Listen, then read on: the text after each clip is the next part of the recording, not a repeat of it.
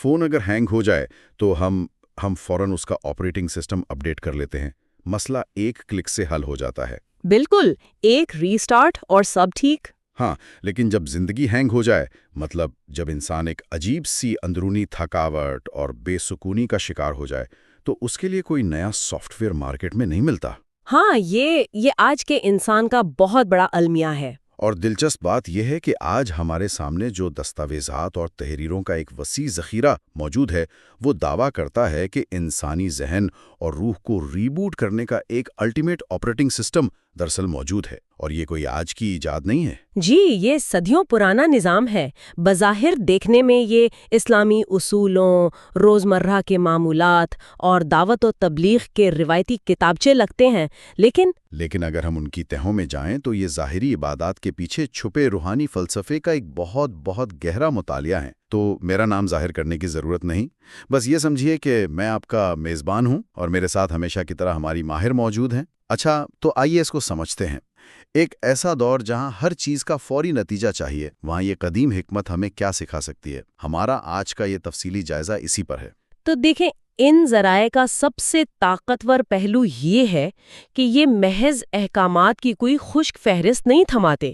عام طور پر کتابچے بتاتے ہیں کہ کیا کرنا ہے، مگر یہ دستاویزات، مطلب ان کا پورا فوکس اس بات پر ہے کہ کیوں کرنا ہے۔ اور یہ کیوں جاننا بہت ضروری ہے۔ بالکل، علم کی فراوانی تو آج کے انسان کا مسئلہ ہے ہی نہیں نا، ہمارے پاس تو معلومات کا سیلاب ہے۔ اصل مسئلہ اس علم کو ہضم کر کے عمل کے سانچے میں ڈھالنا ہے۔ ان تحریروں میں ایک بڑی واضح لکیر کھینچی گئی ہے کہ جب تک کسی عمل کی بنیاد میں چھپا ہوا فلسفہ، آپ کی نیت اور آپ کا یقین درست نہ ہو، اس ظاہری حرکت کا کوئی خاص فائدہ نہیں ہوتا۔ اور اسی بنیاد کو یہ ذرائع یقین کا نام دیتے ہیں۔ نوٹس میں گفتگو کا باقاعدہ آغاز دعوت اللہ کے تصور سے ہوتا ہے کہ کائنات میں اصل حکومت اور انصاف صرف اللہ کا ہے، مطلب سورج، چاند، زمین، یہ سب ایک ہی ذات کے تابع ہیں۔ اور یہ کوئی معمولی بات نہیں ہے، یہ دراصل انسان کا کینوس بڑا کرنے والی بات ہے۔ ہاں، اور یہاں سے وہ ایک قدم آگے بڑھ کر تبلیغ کے ان مشہور 6 نمبروں کی طرف آتے ہیں۔ پہلا نمبر کلمہ ہے۔ نوٹس میں لکھا ہے کہ کلمے کا وزن اتنا ہے کہ اگر ترازو کے ایک پلڑے میں 7 آسمان اور 7 زمینیں رکھ دی جائیں اور دوسرے میں کلمہ، تو کلمے والا پلڑا بھاری ہو جائے گا۔ یہ ایک بہت ہی گہری تمثیل ہے۔ یہاں بات واقعی بہت دلچسپ ہو جاتی ہے۔ میں جب یہ پڑھ رہا تھا تو مجھے یوں لگا جیسے ہم کسی بہت ہی جدید مائکرو چپ کی بات کر رہے ہیں۔ مائکرو چپ؟ اچھا، یہ تشبیہ ذرا اور کھولیں۔ مطلب دیکھیں نا، ایک چھوٹی سی چپ جس کا بظاہر کوئی حجم نہیں ہوتا، آپ اسے انگلی پر رکھ سکتے ہیں، لیکن اس کے اندر کائنات کا سارا ڈیٹا، پوری دنیا کا نقشہ اور بہت پاورفل فنکشنز محفوظ ہوتے ہیں۔ لا الہ الا اللہ، یہ چند حروف کی ایک ایسی ہی چپ ہے جس میں کائنات کی سب سے بڑی طاقت پوشیدہ ہے۔ ارے واہ، یہ مائکرو چپ والی تشبیہ اس تصور کو سمجھنے کے لیے واقعی بہت کارآمد ہے۔ اس میں ایک اور زاویہ بھی شامل کر لیتے ہیں۔ ایک مائکرو چپ اس وقت تک محض سلیکون کا ایک بے جان ٹکڑا ہے جب تک اسے کسی پاور سورس یعنی بجلی سے نہ جوڑا جائے۔ بالکل، پاور کے بغیر تو وہ کچھ بھی نہیں۔ یہی بات ہے، کلمے کے یہ الفاظ اس وقت تک انسانی زندگی میں کوئی انقلاب نہیں لا سکتے جب تک ان کے پیچھے سچا یقین وہ پاور سورس بن کر نہ دوڑے۔ اور اسی پاور کو برقرار رکھنے کے لیے، مطلب اس بیٹری کو چارج رکھنے کے لیے، دوسرا اور تیسرا نمبر آتا ہے، یعنی نماز اور علم و ذکر۔ تو ہم کہہ سکتے ہیں کہ نماز دراصل اس کنیکشن کو روزانہ سنکرونائز کرنے کا نام ہے۔ 100%۔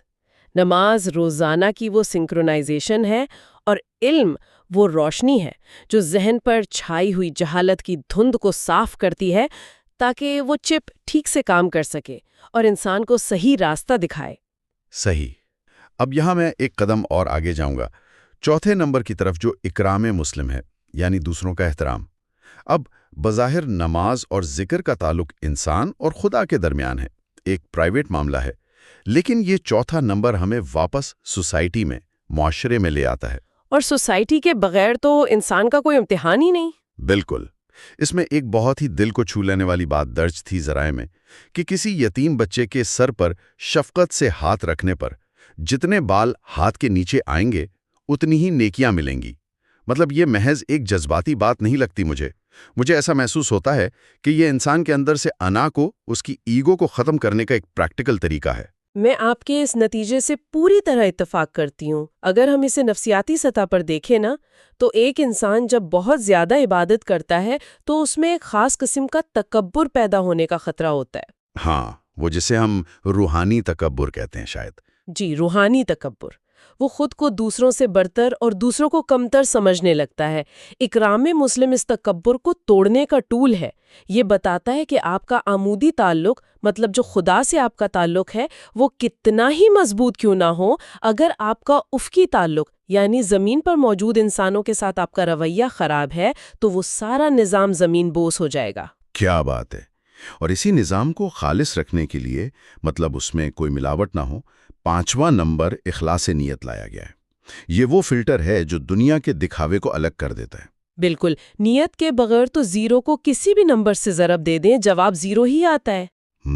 یہ حساب تو بڑا سیدھا ہے۔ اور پھر 6واں نمبر آتا ہے دعوت و تبلیغ۔ اور یہیں پر آ کر میرے ذہن میں اور یقیناً بہت سے پڑھنے والوں کے ذہن میں ایک سوال پیدا ہوتا ہے۔ ذرائع میں لکھا ہے کہ جب کوئی انسان اس مقصد کے لیے نکلتا ہے تو 500 فرشتے اس کے گھر کی حفاظت کرتے ہیں۔ اب دیکھیں، ایک جدید ذہن جو ہر چیز کو منطق کی اینک سے، لاجک سے دیکھتا ہے، وہ یہاں ٹھٹک سکتا ہے۔ کیا ہم ان 500 فرشتوں کو ایک ریاضیاتی حقیقت کے طور پر دیکھیں یا یہ کسی اور گہری حقیقت کا استعارہ ہے؟ یہ ایک بہت اہم اور میں کہوں گی فطری الجھن ہے۔ حقیقت یہ ہے کہ جب ہم غیب کی دنیا کو مادی دنیا کے اصولوں پر پرکھنے کی کوشش کرتے ہیں نا، تو کنفیوژن پیدا ہوتی ہے۔ ان اعداد کا مقصد انسان کو اس بے پناہ سپورٹ سسٹم کا احساس دلانا ہے جو اللہ کی طرف سے اس وقت حرکت میں آتا ہے جب انسان اپنے ذاتی مفاد کے خول سے نکل کر ایک بڑے مقصد کے لیے کھڑا ہوتا ہے۔ مطلب یہ ایک غیر مرئی فورس کا احساس ہے۔ جی، یہ اس یقین کو پختہ کرنے کا طریقہ ہے کہ جب تم خدا کے کام میں لگتے ہو تو خدا تمہارے کاموں کی ذمہ داری لے لیتا ہے، تمہارے گھر بار کی، تمہارے معاملات کی۔ اور اسی سچے یقین کے تصور کو ان دستاویزات میں ایک بہت حیرت انگیز واقعے سے مزید واضح کیا گیا ہے۔ مدینے کے قریب ایک چرواہے کا واقعہ میں شیئر کرتا ہوں۔ جی جی ضرور۔ ہوتا کچھ یوں ہے کہ ایک بھیڑیا اس چرواہے کی بکری اٹھا کر لے جاتا ہے۔ چرواہا بمشکل بھاگ کر وہ بکری چھڑاتا ہے تو اچانک بھیڑیا، مطلب ایک جانور، انسانی زبان میں بولنے لگتا ہے۔ یہیں سے لاجک بریک ہوتی ہے۔ بالکل۔ وہ بھیڑیا کہتا ہے کہ تم مجھ سے میرا رزق چھین رہے ہو، جبکہ تمہارے قریب مدینہ میں ایک ایسا نبی موجود ہے جو تمہیں کائنات کے راز بتا رہا ہے، اور تم یہاں بکریاں چرا رہے ہو۔ مطلب چرواہا یہ سن کر بالکل سکتے میں آ جاتا ہے اور وہ فوراً مدینہ جا کر اسلام لے آتا ہے۔ اب یہ واقعہ بظاہر ایک فینٹیسی لگتا ہے، لیکن اس واقعے کو ان ذرائع میں شامل کرنے کی ایک بہت گہری وجہ ہے۔ یہ واقعہ عام وجدان اور ظاہری اسباب کے قانون کو جان بوجھ کر توڑتا ہے۔ وہ کیسے؟ عام طور پر انسان یہ سمجھتا ہے کہ دنیا صرف انہی فزکس کے قوانین کے تحت چل رہی ہے جو ہمیں نظر آتے ہیں، کاز اینڈ ایفیکٹ۔ لیکن بھیڑیے کا بولنا اس بات کی یاد دہانی ہے کہ خالق اپنی ہی بنائی ہوئی مشین کے پرزوں کا، مطلب ان طبیعتی قوانین کا، محتاج نہیں ہے۔ وہ جب چاہے کسی بھی مخلوق سے گواہی دلوا سکتا ہے، مطلب وہ رولز کو سسپینڈ کر سکتا ہے۔ بالکل۔ یہ اس بات کی مشق ہے کہ ہمارا یقین اسباب پر نہیں ہونا چاہیے، بلکہ ان اسباب کو پیدا کرنے والے پر ہونا چاہیے۔ اچھا، یہ تو سمجھ آ گیا۔ تو اگر یقین کی سطح اس قدر کائناتی اور وسیع ہے، مطلب فزکس کے رول سے بالاتر ہے، تو پھر مجھے ذرائع کے دوسرے حصے میں ایک زبردست تضاد نظر آیا۔ وہ کیا؟ ایک طرف تو یہ محض کہتا ہے کہ دل مان گیا تو عمل کرنا آسان، یعنی اصل چیز آپ کے اندر کا سکون اور دل کی حالت ہے۔ لیکن دوسری طرف جب ہم ان نوٹس میں روزمرہ کے معمولات یا اعمال کی فہرست دیکھتے ہیں تو وہاں انتہائی باریک مائکرو مینجمنٹ نظر آتی ہے۔ ہاں، وہ بائیں اور دائیں ہاتھ والے کام۔ جی بالکل، بائیں ہاتھ کے کام الگ ہیں کہ طہارت کرنا، ناک صاف کرنا، جوتا بائیں ہاتھ سے اتارنا۔ اگر دین کا سارا زور روح اور دل کی پاکیزگی پر ہی ہے تو ہاتھ پاؤں کی اس قدر باریک اور مشینی ہدایات کی کیا ضرورت ہے؟ یہ تو بڑی چھوٹی چھوٹی چیزیں ہیں۔ یہ بظاہر ایک تضاد لگتا ہے، مگر در حقیقت یہ انسانی نفسیات کا بہت گہرا ادراک ہے۔ دیکھیں، ہمارا جسم اور ہماری روح الگ الگ جزیروں پر نہیں بستے، ایک ہی پیکج ہے۔ جی، یہ آپس میں جڑے میں ہیں۔ جب کوئی شخص یہ شعوری فیصلہ کرتا ہے کہ مجھے مسجد میں دایاں پاؤں پہلے رکھنا ہے یا جوتا بائیں ہاتھ سے اتارنا ہے، تو وہ دراصل کیا کر رہا ہے؟ وہ اپنے ذہن کو آٹو پائلٹ موڈ سے باہر نکال رہا ہے۔ ارے یہ تو بالکل آج کل کی جو مائنڈ فلنس کی ٹیکنیک ہے، یہ تو ویسا ہی لگ رہا ہے۔ یہ اس سے بھی ایک قدم آگے کی بات ہے۔ مائنڈ فلنس تو صرف حال میں جینے کا، پریزنٹ میں رہنے کا نام ہے نا، لیکن یہ جسمانی نظم و ضبط انسان کو ہر وقت چوکنا رکھتا ہے اور اسے اس ہستی کی یاد سے مسلسل جوڑے رکھتا ہے جس کی رضا کے لیے وہ یہ سب کر رہا ہے۔ یعنی جسم کو عادت پڑتی ہے تو ذہن الرٹ رہتا ہے۔ بالکل، اگر جسم کو بے مہار چھوڑ دیا جائے تو ذہن اور روح کبھی بھی فوکس نہیں کر سکتے۔ یہ جو چھوٹی چھوٹی حرکات ہیں، یہ دراصل وہ لنگر ہیں جو انسان کو دنیا کے شور و گل میں بھٹکنے نہیں دیتے۔ یہ بہت خوبصورت بات کہی آپ نے۔ اسی سلسلے میں ان نوٹس میں 12 روزمرہ کاموں کی ایک درجہ بندی کی گئی ہے جو مجھے بہت دلچسپ لگی۔ اس میں 4 کام ہیں جو زیادہ کرنے ہیں، 4 کم کرنے ہیں اور 4 بالکل نہیں کرنے۔ اور وہ جو کم کرنے والے ہیں وہ بڑے دلچسپ ہیں۔ ہاں، وہ کام جو کم کرنے ہیں ان پر میری نظر رک گئی۔ کم سونا، کم کھانا، کم بولنا اور مسجد یا گھر سے باہر کم رہنا۔ کیا یہ میں سوچ رہا تھا، کیا یہ حسی محرومی یا سینسری ڈیپریویشن کی کوئی قدیم شکل ہے تاکہ ذہن زیادہ واضح سوچ سکے؟ اسے بالکل اسی طرح سمجھا جا سکتا ہے۔ آج کے دور میں ہم دیکھتے ہیں کہ ڈوپامین فاسٹنگ کا بہت رجحان ہے، جہاں لوگ اسکرین اور لذتوں سے کچھ وقت کے لیے دور رہتے ہیں تاکہ ان کا دماغ ری سیٹ ہو سکے۔ ہاں، ڈیجیٹل ڈیٹاکس جسے کہتے ہیں۔ جی، زیادہ کھانا، زیادہ سونا اور بلا وجہ بولنا انسان کی روحانی اور ذہنی توانائی کو ضائع کرتا ہے۔ ان چیزوں کو کم کرنے کا مقصد دراصل اپنے اندر کے شور کو کم کرنا ہے تاکہ انسان اپنے ضمیر اور اپنے خالق کی آواز سن سکے۔ یہ خود کو ایک طرح کی محدود فاقہ کشی میں رکھنے والی بات ہے جو شعور کو بیدار کرتی ہے۔ اور جو 4 کام بالکل نہیں کرنے، ان میں ایک بات بہت چھوٹی سی لگتی ہے لیکن اس کا اثر بہت بڑا ہے۔ نوٹس میں لکھا ہے کہ کسی کی چیز بغیر اجازت استعمال نہ کرنا۔ حقوق اللباد کی بہترین مثال۔ بالکل، ہم اکثر دفتروں میں یا گھروں میں کسی کا پین یا کوئی اور چیز یوں ہی اٹھا لیتے ہیں کہ کیا فرق پڑتا ہے، بعد میں واپس کر دیں گے۔ لیکن یہ حقوق العباد کی ایک ایسی خلاف ورزی ہے جو بظاہر معمولی لگتی ہے مگر معاشرے کے اعتماد کو، ٹرسٹ کو کھوکھلا کر دیتی ہے۔ اور اس اصول کا تعلق بھی انسان کی انا اور حدود کے احترام سے ہے۔ جب انسان یہ مان لیتا ہے کہ وہ کسی دوسرے کی ملکیت میں بغیر اجازت تصرف نہیں کر سکتا، تو وہ دراصل اس بڑے اصول کو مان رہا ہوتا ہے کہ اس کائنات میں بھی وہ اللہ کی مرضی کے بغیر کچھ کرنے کا مجاز نہیں۔ ہر چیز کی ایک حد ہے۔ اچھا، اسی طرح دن کے اختتام پر سونے سے پہلے کے معمولات بھی بہت اہمیت کے حامل بتائے گئے ہیں ان دستاویزات میں۔ ایک ہدایت یہ ہے کہ سونے سے پہلے ان سب لوگوں کو دل سے معاف کر دیا جائے جنہوں نے آپ کا دل دکھایا ہو۔ یہ بہت مشکل کام ہے ویسے۔ ہاں، بہت مشکل ہے۔ اور ساتھ ہی ایک مخصوص درود کو روزانہ 300 مرتبہ پڑھنے کی تلقین ہے جس کا اجر 600 شہیدوں کے برابر بتایا گیا ہے۔ لیکن یہ جو معاف کرنے والی بات ہے نا، یہ مجھے بہت پریکٹیکل لگی۔ یہ معاف کر کے سونا نفسیاتی تطہیر کا یا مینٹل ڈی ٹاکس کا ایک زبردست طریقہ ہے۔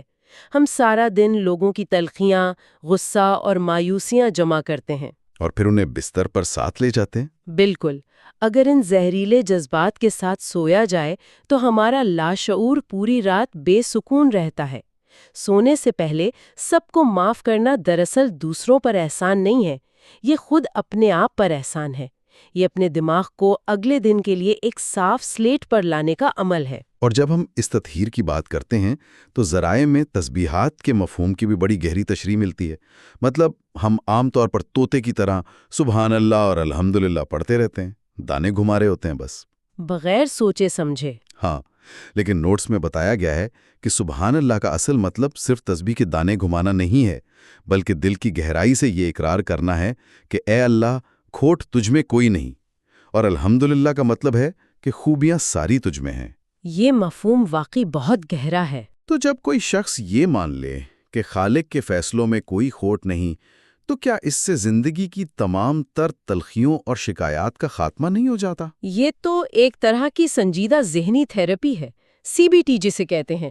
جب ایک انسان شدید مشکل میں بھی، تکلیف میں بھی، یہ اقرار کرتا ہے کہ تیرے فیصلوں میں کوئی کھوٹ نہیں، تو وہ خود کو مظلومیت کے احساس سے، اس وکٹم مینٹالٹی سے نکال لیتا ہے۔ وہ شکوہ کرنا بند کر دیتا ہے۔ جی، وہ حالات سے لڑنے کے بجائے حالات کو ایک بڑے کائناتی منصوبے کا حصہ سمجھ کر قبول کر لیتا ہے۔ اور یقین مانیں، یہی وہ مقام ہے جہاں سے حقیقی دلی سکون جنم لیتا ہے۔ لیکن یہ سکون کا مطلب کہیں ایک جگہ بیٹھ جانا نہیں ہے، اور یہیں سے ہم دستاویزات کے سب سے متحرک اور پرجوش حصے میں داخل ہوتے ہیں، وہ حصہ جو ہمیں بتاتا ہے کہ صرف جان لینا یا سکون میں آ جانا کافی نہیں، حرکت ضروری ہے۔ ایکشن کے بغیر سب ادھورا ہے۔ بالکل، ایک مثال دی گئی ہے نوٹس میں کہ ٹھہرا ہوا پانی چاہے کتنا ہی پاک کیوں نہ ہو، کچھ عرصے بعد اس میں بدبو پیدا ہو جاتی ہے اور وہ پینے کے قابل نہیں رہتا۔ لیکن بہتا ہوا پانی جو پتھروں سے ٹکراتا ہے، اپنا راستہ بناتا ہے، وہ خود بھی صاف رہتا ہے اور ارد گرد کی چیزوں کو بھی سیراب کرتا ہے۔ روحانیت کا سارا تصور اسی حرکت کے گرد گھومتا ہے۔ اگر کوئی شخص بہت علم حاصل کر لے، بہت بڑا عبادت گزار بن جائے، لیکن اس کا فائدہ صرف اس کی اپنی ذات تک محدود رہے، تو وہ اسی ٹھہرے ہوئے پانی کی طرح ہے۔ مطلب اس میں روحانی جمود آ جائے گا؟ جی بالکل، جمود آ جائے گا۔ دین میں ترقی کے لیے دوسروں تک پہنچنا، یعنی معاشرے کی رگڑ اور مزاحمت کا سامنا کرنا لازمی ہے۔ اور اس رگڑ اور محنت کو سمجھانے کے لیے نوٹس میں ایک اور تمثیل استعمال کی گئی ہے جس نے مجھے واقعی بہت محسوس کیا، وہ پیاز کی قیمت والی مثال۔ ہاں، وہ بہت ہی کلاسک مثال ہے۔ اسے اگر ہم روحانی اقتصادیات کہیں نا تو غلط نہیں ہوگا۔ لکھا ہے کہ گاؤں کی زمین میں پیاز اگتی ہے، وہاں کسان اسے انتہائی سستے داموں بیچتا ہے، مطلب اس کی کوئی خاص قدر نہیں ہوتی۔ لیکن جب وہی پیاز ایک بوری میں بند ہو کر، ٹرکوں کے دھکے کھا کر، ایک لمبا سفر طے کر کے شہر کی منڈی میں پہنچتی ہے تو اس کی قیمت کئی گنا بڑھ جاتی ہے۔ پیاز تو وہی رہتی ہے نا؟ پیاز وہی ہے، لیکن سفر کی وجہ سے اس کی قدر بڑھ گئی۔ بالکل اسی طرح جب ایک انسان دین کی خاطر اپنا گھر، اپنا کمفرٹ زون چھوڑ کر نکلتا ہے تو اللہ کے ہاں اس کی قیمت بڑھ جاتی ہے۔ یہ مثال مجھے بہت پسند آئی۔ یہ مثال اس بات کی بہترین عکاسی کرتی ہے کہ انسان کی قدر اس کے آرام میں نہیں ہے، بلکہ اس کی طلب اور تڑپ میں ہے۔ کمفرٹ زون دراصل انسان کی صلاحیتوں کی قبر ہوتا ہے۔ واہ، کیا جملہ کہا ہے آپ نے، صلاحیتوں کی قبر۔ شکریہ۔ اور جب تک انسان اسے توڑ کر باہر نہیں آتا نا، اس کا اصل پوٹینشل سامنے نہیں آتا۔ اور اس تڑپ کی اہمیت کو ایک اور تاریخی واقعے سے بڑی خوبصورتی سے بیان کیا گیا ہے نوٹس میں۔ وہ بادشاہ کا مشہور واقعہ جو محل کی چھت پر اونٹ تلاش کر رہا تھا۔ ہاں، وہ واقعہ کہ ایک شخص آدھی رات کو محل کی چھت پر چڑھ کر شور مچا رہا تھا۔ بادشاہ نیند سے بیدار ہوا اور غصے میں پوچھا کہ تم چھت پر کیا کر رہے ہو؟ اس شخص نے بڑی معصومیت سے جواب دیا کہ میرا اونٹ گم ہو گیا ہے، اسے ڈھونڈ رہا ہوں۔ بادشاہ تو حیران ہی رہ گیا ہوگا۔ ہاں، بادشاہ نے حیرت اور غصے سے کہا کہ کیا تم پاگل ہو؟ اونٹ محل کی چھت پر کیسے آ سکتا ہے؟ تو اس شخص نے پلٹ کر ایک وار کیا جو سیدھا بادشاہ کی روح پر لگا۔ اس نے کیا کہا؟ اس نے کہا، بادشاہ سلامت، اگر محل کی چھت پر اونٹ نہیں مل سکتا تو ریشم کے نرم بستروں پر لیٹ کر بغیر کسی محنت اور قربانی کے آپ کو خدا کیسے مل سکتا ہے؟ کمال ہے۔ بادشاہ کا یہ واقعہ دراصل اس دور کی اور آج کی نفسیات کو بھی بے نقاب کرتا ہے، جہاں ہم سوچتے ہیں کہ بغیر کوئی قیمت چکائے ہمیں روحانی بلندی مل جائے۔ ہم بس بیٹھے بٹھائے سب کچھ چاہتے ہیں۔ جی، خدا کی تلاش اور دین پر عمل ایک فعال جد و جہد مانگتا ہے، لیکن اس جد و جہد میں ایک بڑی شرط بھی ہے۔ وہ شرط کیا ہے؟ صرف محنت اور مشقت بذات خود کافی نہیں ہے جب تک کہ اس میں خلوص نیت شامل نہ ہو، اور نیت کے اس خالص پن کی طاقت کو ان ذرائع میں اس غار والے واقعے سے ثابت کیا گیا ہے، جو یقیناً اس پورے مطالعے کا سب سے زیادہ رونگٹے کھڑے کر دینے والا حصہ ہے۔ بالکل، وہ غار والا واقعہ۔ تو 3 مسافر ایک شدید طوفان میں پھنس جاتے ہیں اور پناہ کے لیے ایک غار میں داخل ہوتے ہیں۔ اچانک پہاڑ سے ایک بہت بڑی چٹان گرتی ہے اور غار کا منہ مکمل طور پر بند کر دیتی ہے۔ کوئی راستہ نہیں بچتا نکلنے کا۔ ذرا اس خوفناک صورتحال کا تصور کریں۔ घुप अंधेरा है, हवा कम हो रही है और एक ऐसा भारी पत्थर जिससे तीनों मिलकर भी 1 इंच नहीं हिला सकते। वहां उनका कोई मादी जरिया, कोई सिफारिश, कोई पैसा काम नहीं आ सकता था। वहां उनके पास सिर्फ एक ही करेंसी बची थी, उनके आमाल का खुलूस। जी हाँ। और इस मुकाम पर उन्होंने अल्लाह को अपनी उन नेकियों का वास्ता दिया जो उन्होंने किसी इंसान को दिखाने के लिए नहीं, बल्कि खालिसतन अल्लाह की रज़ा के लिए की थी। ये खुलूस का अल्टीमेट टेस्ट था, क्योंकि वहां और कोई चारा नहीं था। जरा आमाल पर गौर करें कि उन्होंने कौन से आमाल पेश किए। पहले शख्स ने अपने उस अमल को पेश किया जब वो बकरियां चरा कर लाया था और उसके छोटे बच्चे भूख से बलक रहे थे, लेकिन उसने दूध का प्याला पहले अपने बूढ़े वालदैन को पिलाया जो सो चुके थे। वो उनके सिराहाने खड़ा रहा जब तक वो जाग ना गए, बच्चों को नहीं दिया। वालिदैन का ऐसा एहतराम, और वो भी सिर्फ अल्लाह के लिए। हाँ। ये एक बहुत मुश्किल काम है, तन्हाई का गुनाह छोड़ना। हम्म। और तीसरे का अमल तो और भी हैरामकुन था। तीसरे मुसाफिर का अमल इंतहाई गैर मामूली था। एक मजदूर उसके पास काम करता था और अपनी मजदूरी लिए बगैर कहीं चला गया।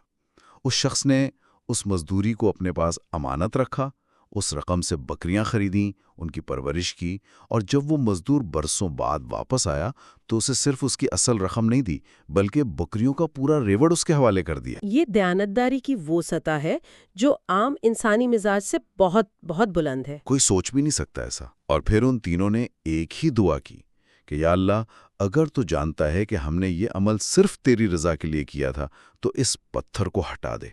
और वो भारी भरकम पत्थर जिस पर तबीयत के सारे कवानीन लागू थे, वो सड़क गया। इस वाक़े पर जितना गौर किया जाए, ये कोई जादू नहीं लगता, बल्कि ये बताता है कि इंसान की खालिस नीयत में इतनी ताकत होती है कि कायनात का रब उसके लिए मादी दुनिया के ठोस पत्थरों को भी रास्ते से हटा देता है। इस वाक़े का तज्जिया दरहकीकत ये साबित करता है कि हमारी नीयत की फ्रीक्वेंसी सीधी आसमानों से जुड़ी हुई है। जब अमल में दुनियावी मफाद की या दिखावे की मिलावट ज़ीरो हो जाती है तो वो अमल कायनात के कवानीन पर हावी हो जाता है। ये तमाम दस्तावेज़ात हमें यही सिखा रही हैं कि आपका बातिन जितना खालिस होगा, आपका ज़ाहिर उतना ही ताकतवर हो जाएगा। आज की इस तफसीली गुफ्तगू और इन तमाम दस्तावेज़ात को समेटते हुए एक बात तो बिल्कुल वाज़ेह हो गई है। हम अक्सर दीन को महज कुछ करने और बहुत से ना करने वाले कामों की एक खुश्क फहरिस्त समझते हैं, डूज एंड डोंट्स की लिस्ट। हाँ, बस एक लिस्ट। लेकिन दरहकीकत ये एक इंतहाई मुतहर्रिक, बामकसद और गहरी नफ्सियाती बुनियादों पर खड़ा जिंदगी गुजारने का निज़ाम है। ये सिर्फ इबादत का मजमुआ नहीं है, बल्कि इंसान की तामीर का एक मुकम्मल नक्शा है। इस सारी बहस का निचोड़ यही है कि दुनिया की आर्जी नौयत को समझकर इसमें मुस्तकिल अहमियत के काम किए जाएं। दिली सुकून जिसकी तलाश में आज का इंसान मारा मारा फिर रहा है, वो किसी बाजार की दुकान पर बिकने वाली चीज नहीं है। वो अंदर से आता है। बिल्कुल, ये उस वक्त पैदा होता है जब इंसान का अपने खालिक के साथ अमूदी ताल्लुक सच्चा हो और मखलूक के साथ उफ़क़ी रवैया बेहतरीन हो और उसकी ज़िंदगी किसी मकसद के तहत मुसलसल हरकत में हो। और इसी मुसलसल हरकत की बात करते हुए हम आज के इस जायजे के इख्तिताम की तरफ आते हैं। आज हमने देखा कि रूहानियत में जिंदगी और तरक्की के लिए एक जगह ठहर जाना मौत के मुतरादिफ है, बिल्कुल उस प्यास की तरह जिसे अपनी कदर बढ़ाने के लिए ज़मीन का सीना छोड़कर सफ़र करना पड़ा, या उस पानी की तरह जिसने बदबू से बचने के लिए अपना सफ़र जारी रखा। रुकना मौत है। जी, तो आज रात जब दिन भर की मसरूफियात थम जाएं, तो एक मसरूफ इंसान को ज़रा रुक कर अपने आप से ये ज़रूर पूछना चाहिए कि हमारी अपनी ज़िंदगी का वो कौन सा हिस्सा है, वो कौन सा पहलू है जहां हम एक ठहरे हुए पानी की तरह बिल्कुल जमकर रह गए हैं। क्या हम अपनी इस जमूद की हालत और अपने इस छोटे से महदूद कंफर्ट जोन को ही अपना सुकून तो नहीं समझ बैठे? एक ऐसा सुकून जो दरहकीकत सुकून नहीं, बल्कि शायद हमारी रूहानी मौत का दूसरा नाम है। इस बारे में ज़रूर सोचिएगा।